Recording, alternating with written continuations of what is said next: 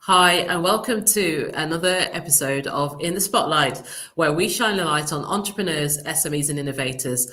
I'm Maxine Crow, your host, and I am absolutely delighted to be joined by Claudia Halabi today, health and wellness wellbeing coach. Hi, Claudia, how are you? Hi, Maxine. I'm really good, thank you. How are you? I'm very, very well. It's so great to have you on actually, and it's really fascinating and interesting to hear about your journey today. For the audience, could we just start with introducing yourself and what inspired you to become an entrepreneur? Okay, so you just introduced me, Claudia Halabi. I am a founder of Lovegreen Health. So Lovegreen Health is a holistic health business, which I recently set up. It's very, very new. And I work with corporate clients and I also work with people on a one-to-one basis. So I work as a wellbeing consultant and advisor to clients and also doing health talks and workshops.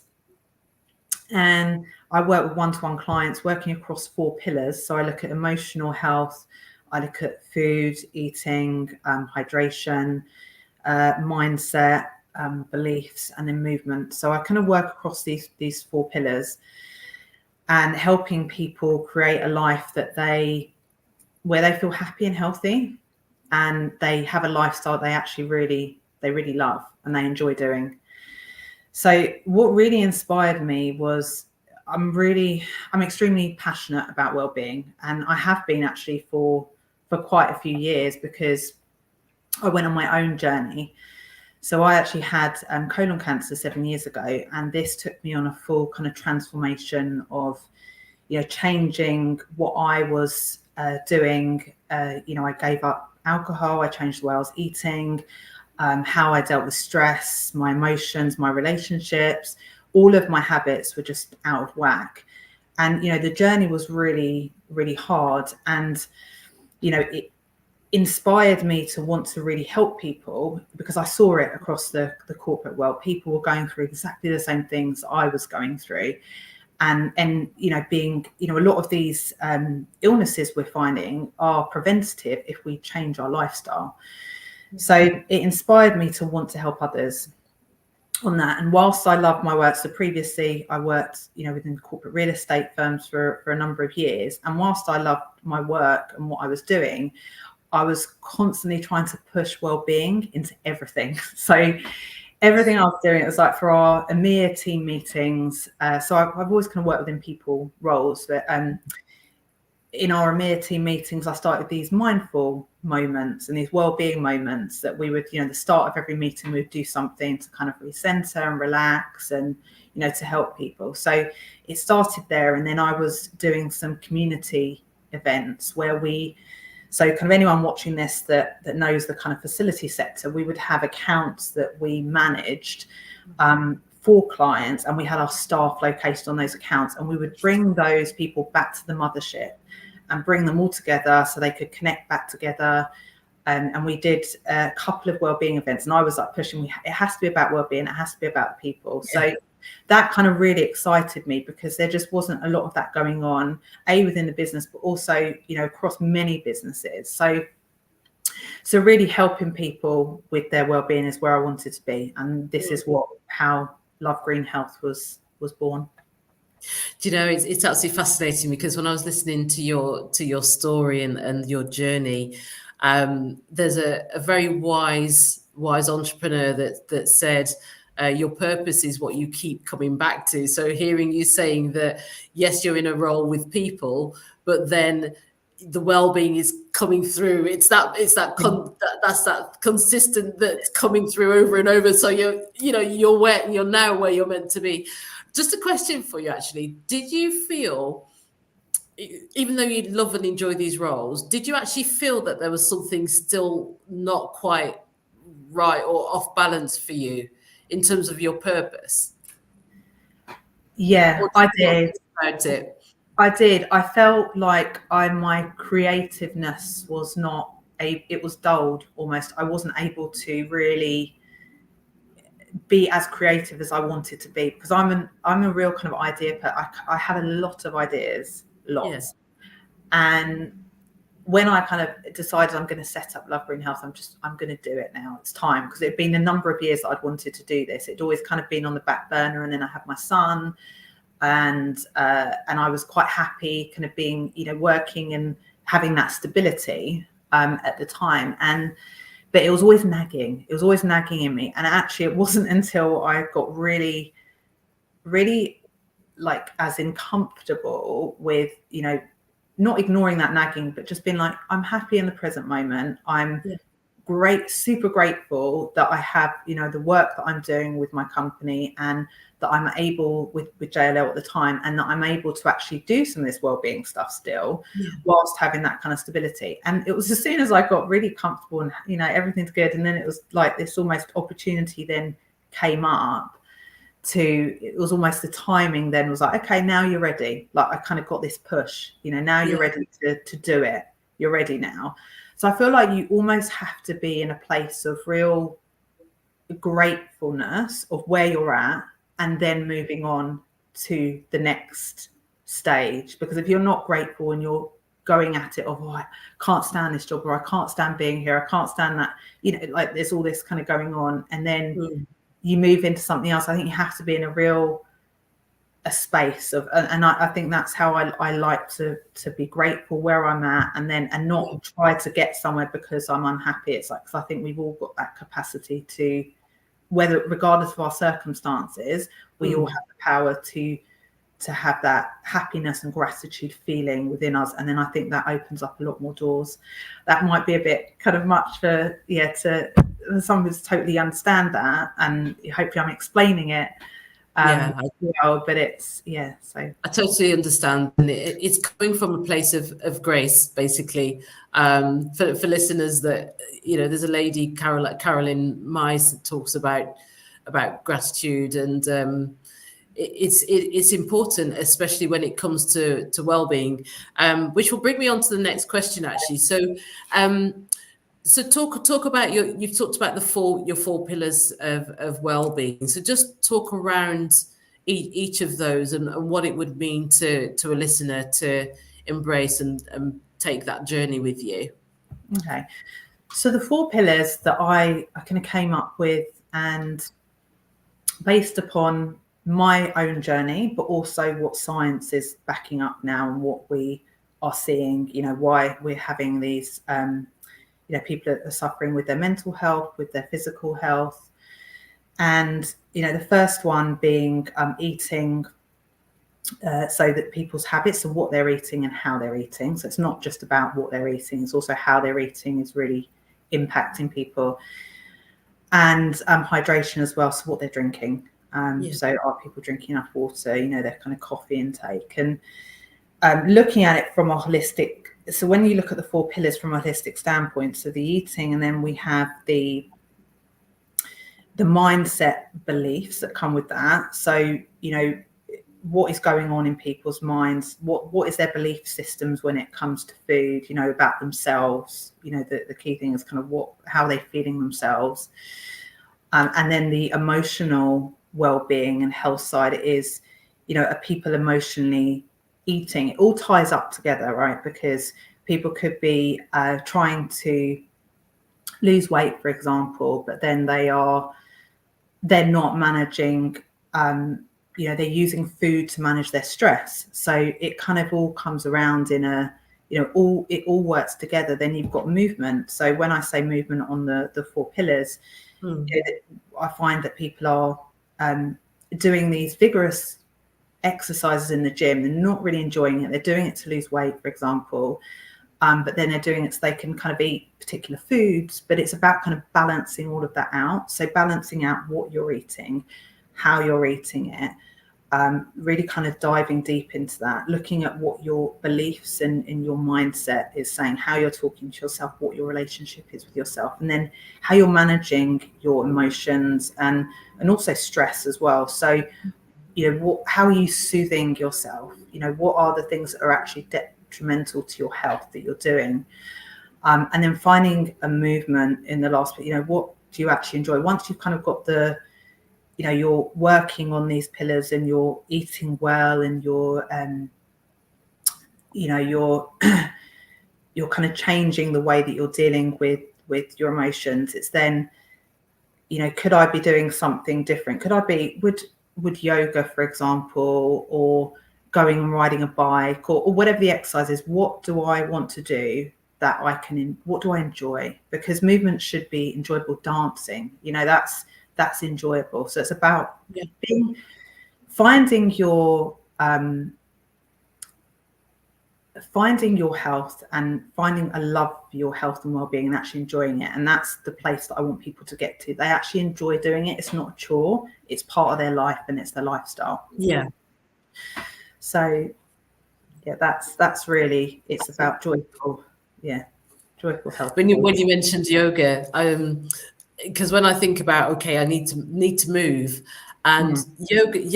I mean, I love the spiritual side of yoga as well. But honestly, people make it look so easy, but in fact, it's quite in itself quite difficult to master.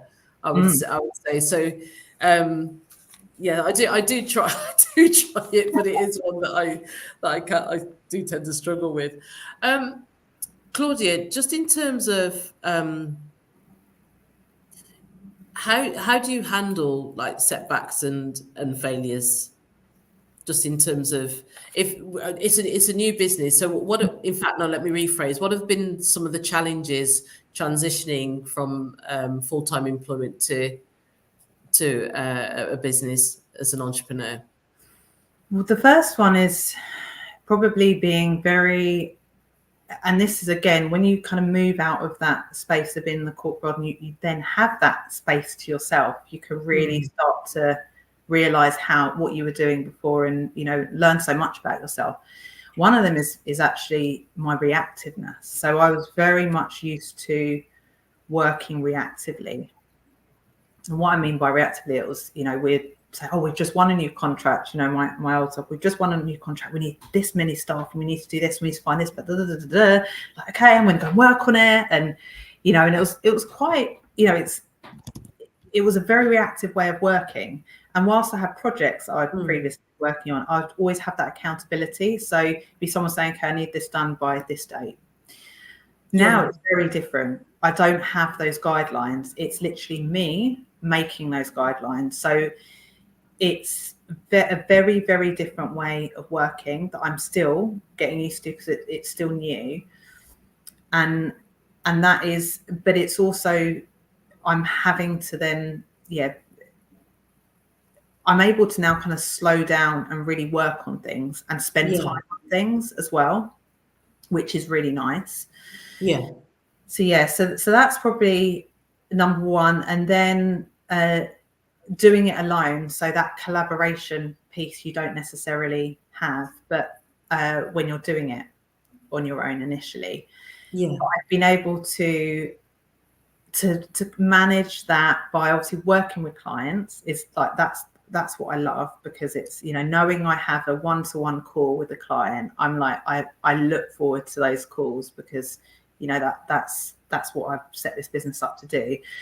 And then you know, collaborating with, I'm collaborating with a couple of people at the moment on some initiatives. So it's about, I think collaboration is really key when you're setting up on your own. And obviously we're collaborating today on this podcast. So it's about kind of working with your, you know, your network and the people that you know, so you're not alone, because it can feel at times quite lonely. You don't have that colleague to call up and ask a question like, you know, previously you would have had in a large corporate firm. And also that backing of a name, you know, previously I've worked with global organizations where you have that backup, you know, and that's almost ripped away from you. You don't have that, security is not there anymore, and it can feel quite scary.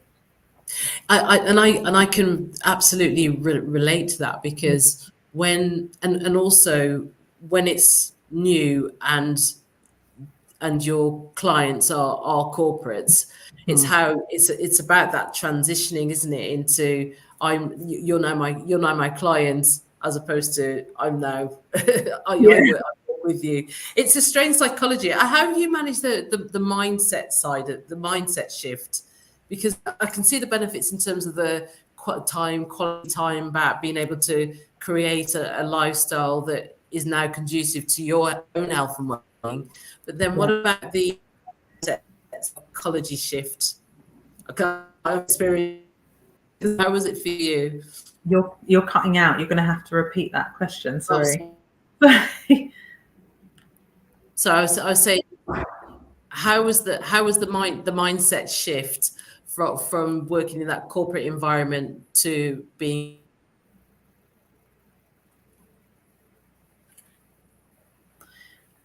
Sorry, I've missed it. You got up to without, and it cut out of the mindset shift of leaving a corporate organization, and there was something after that. Sorry. It's cutting out. Okay, it was about that mindset. So so in terms of mindset shift, so if I kind of talk about, you're still cutting out, so hopefully you can hear me. I can. The mindset, you realize things are exaggerated, right? So when you go alone, you do have that almost what people call imposter, right? So you have to strengthen that, because you don't necessarily also get the initially the same when you're kind of working in the corporate world. You are constantly getting feedback from people. Kind of, you do get feedback, and you know, because you're working with in that, say, hierarchy, but you've got a team, or there's always an opportunity for feedback, and so you can hear it from other people. But you then have to, when you're working alone, you almost have to be your own feedback, and you have to make decisions. You don't have somebody to go to and say, I'm not sure about this, but do you think I should do this, or this, or, and talk it through. And what I found in doing it alone, I've had to build my strength on making those decisions alone, right there. I've had to be brave with it and say, there's no right or wrong here. It's just about making the decision. I think that has really helped me with my mindset, and it's because you just don't have that. And eventually, there will hopefully be people that I can bounce off, and there are people that I can go to for support. I think you have to get really comfortable in being able to make decisions yourself. I think that's probably the biggest thing. You can always, in the corporate world, you've always, like I said, that almost safety blanket you have of working in a corporate world, where there is almost someone you can ask about something generally. Sorry, my son's just walking there. I'm still doing the podcast. You're going to have to go back downstairs, Daddy. Sorry, this is where. That's all right. Just give me 1 second. Okay.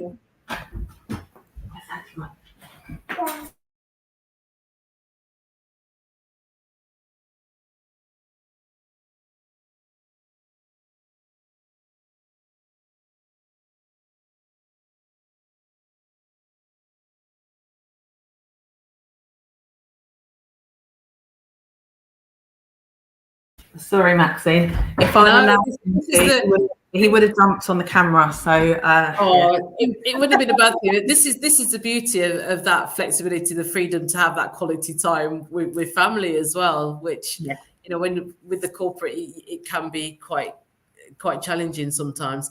But brilliant insight there about mindset shift. And for anyone listening that's struggling with, they call it the imposter syndrome, then it's nice to hear how you've actually approached that. So, Claudia, what up and coming projects are you most excited about? So I have got a few things in the pipeline. So one of them, which I'm really looking forward to, actually, is the collaborating with the PFM Awards. So I will be judging their Wellbeing Partners Award. So it's dedicated for people working within the facilities management sector. And then so that is really exciting. And I've collaborated actually with the PFM for quite a long time, because I'm also part of a young leaders group. Yeah. So I judge their Young Leader Award, which I love doing and I'm still involved in. And we've got some exciting things happening with that. But this one is focused purely on wellbeing. So I'm really, really excited to see what innovative things are happening in the facilities management sector and meeting some people that are actually doing it.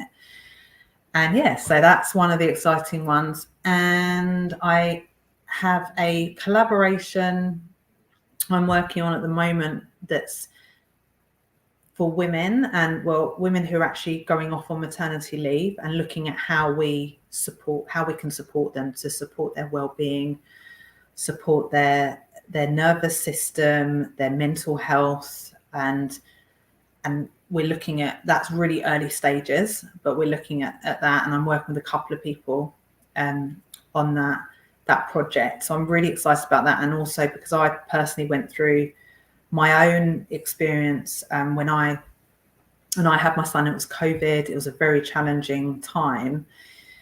So I'm really passionate about supporting other women, because I think that we're really struggling going back into the corporate world, and we're not, there's a lack of understanding of what we're actually going through, and there's many women who mask what they're going through. They don't have the space to be honest about what's happening.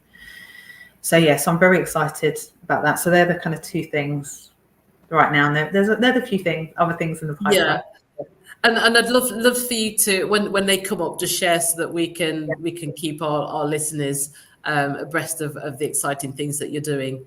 So in your I'd say your young career as an entrepreneur, what has been the best piece of advice you've received so far? What's the best bit of advice? Probably getting very clear on what my offering is. That's been and to be kind to myself, to remember to be kind, and to take it step by step. And you don't have to have it all. Don't be scared to kind of you're not always going to get it right. It's failures are I kind of get this completely, but failures are they're a lesson. You're learning so much. So it's just, not to overthink, just go with things. And there's never going to be a right or wrong. It's, you're going to have to make decisions. So it goes back to the decisions thing. It's always, that's been a real big lesson for me. Yeah. And remembering that it's a journey as well. So there's no start, middle, and end as like projects. Just enjoy it. Like enjoy the ride. That's enjoying the ride is one of the, someone that said that to me recently. Enjoy the ride and just be kind to yourself. Be really kind to yourself along the way. So that's some great advice. Being a young mom, how are you now maintaining your work-life balance? So when I worked at Jella, I actually went back after having my son. I went back 3 days a week, and I knew that was the balance that I wanted. Wanted to make sure that I had that time with him. So I am right now kind of managing it with my partner, because he's also got his own health. He's actually got a health business as well, and does something slightly different. He sells health products. But we kind of balance it between the two. So if I had a major project come on with a client, then I would, we would kind of work something out that we kind of, I've got that support there. So it feels like it's a slightly different, it's a little bit different now, because I'm kind of free to do what I want to do in terms of, the kind of well-being stuff. But I'm still on quite a similar balance of what I had. I found that balance in the corporate world of, like, I'm going to do 3 days of what I'm doing, and then if I have a major project that comes on, then I'll kind of work on that head down and get it done, and then I'll maybe take a week off or 2 weeks with my son if I haven't spent those few weeks with him. So it's just about finding the balance and then just making it up when I can. But I'm also now looking at how I can incorporate what I'm doing with my son. So how can I help so the mother the mother groups that I'm involved in, how can I actually help mothers and have him included in it also, and children, because I feel like there's definitely quite a big gap of, it's very much like working mum, children, it's really separated, and it's how can we actually bring that a bit more together and get used to our children being around us, because I think that's been while we may be doing more things and them seeing it. So I had recently I went for an interview for a magazine, and my son ended up coming with me because it was a day that he wasn't at nursery. And the editor was like, it's fine. And I was like really anxious and nervous about it. And I was just like, no, I'm going to actually do it. This is such a great opportunity, because for me as well, to be able to deal with him and do that at the same time, that's challenging me, because, to have my son there. And, I was obviously a bit nervous about being interrupted. And actually I just, I got everything ready. I got some toys, stuff, and then it was actually such a beautiful experience, and I'm so glad I did it. So I think it's about finding that balance and not allowing, saying to people, if I have a meeting and I know the person, actually bringing my son along if it's a day that he's with me. I think it's asking that question and people being more open to it.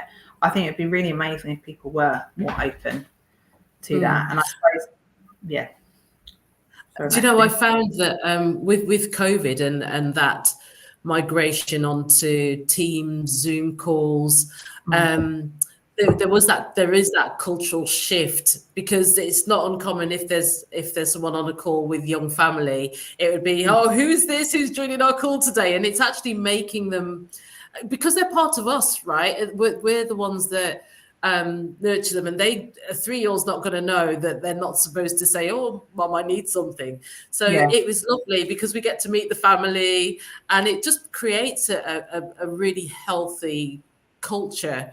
And it helps you not, with some people, I know parents, and been through it as well, felt guilty because you're not actually paying attention to a need.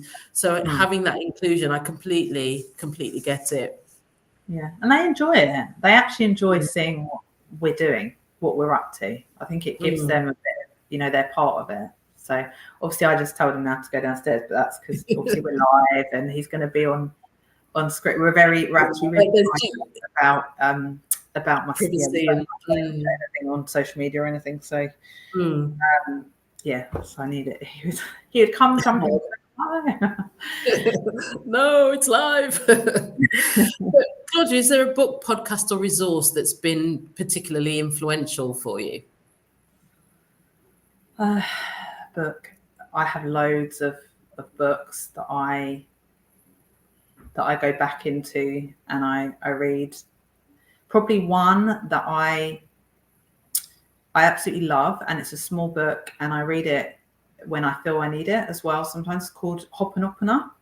So it's the art of it's about Ho'oponopono. I'll have to get share it with me afterwards, and I'll share it with them. And it's about the art of forgiveness. So it's a beautiful way of forgiving, and it's not about just forgiving others, it's about forgiving yourself. So for what and it's all about, you are the creator of your life, you create everything around you, and it's just having empathy for yourself, but also it's very beautiful, and it's very calming. And if I'm ever going through anything, with particular situations happening, I might kind of grab the book and open it and read it, and it's just very soothing. And so that's probably one, and it really has supported me with relationships and conflict. And so that's probably one that sprang to mind. But there's loads, by the way. I've got a lot of books. I love reading, and anything that kind of has something to do with the way that we operate as humans, and well-being, our energy, our everything that. That's an amazing book. You'll have to share that one with me, because I haven't heard of it. So what's coming? I know we've asked what projects are coming up for you, but are you planning on doing sort of webinars, some sessions online? What have you got in line in terms of events and speaking? Yeah, so I'm doing the judging. I have some stuff coming up in, so it hasn't. I don't want to talk about it because it hasn't. No, don't. Yeah. So there are a few things which I'll share with you, but there are a few things in the pipeline. So I did do my first event just before Christmas, which was solely just me, and I'm hoping to do a few more of those webinars where I can give people kind of tools and information on how to. But there isn't anything right now that I'm solely doing. They're all kind of collaborations with companies, and then I've got my one-to-one clients that I'm working with. But obviously, anything that comes up that I can share that's public, and I will people can attend. So anyone listening to this that kind of wants to attend and find out more about how to implement healthy habits into their life, or change their lifestyle with ease, then I can share that. That's great. Claudia, we're at the top of our time already. It just goes so quickly. And I could just talk to you all about health and well-being all afternoon. For our listeners, how can they contact and reach out to you? So I'm available on LinkedIn. That's a great way of connecting with me. And email as well, which on my website, which is Lovegreen, to www.lovegreenhealth.com. So you can contact me by there, and you can have a bit more, of a look of what I'm doing, and a bit more information on there about how I can help people personally, but also organizations. So, but just people reach out if anyone wants to chat. If this has resonated with anyone, what I'm talking about, then do reach out. It is also colon cancer awareness month. So if there's anyone that kind of, obviously I touched on having colon cancer, but if there's anyone that is concerned or needed some extra help with anything like that, or wanted to know a bit more about my story, then I'm more than happy to connect with people as well. Thank you. Go a bit deeper on that. Claudia, thank you so much for joining me today. It's been an absolute pleasure. Thank you. Thanks for having me, and thank you for inviting me. It's been really, really good, really nice. You're so welcome. You're so welcome. This has been another episode of In the Spotlight with Claudia Halabi, our health and wellbeing coach. Thanks for listening. Until next time, thank you, Claudia. Thanks. See you.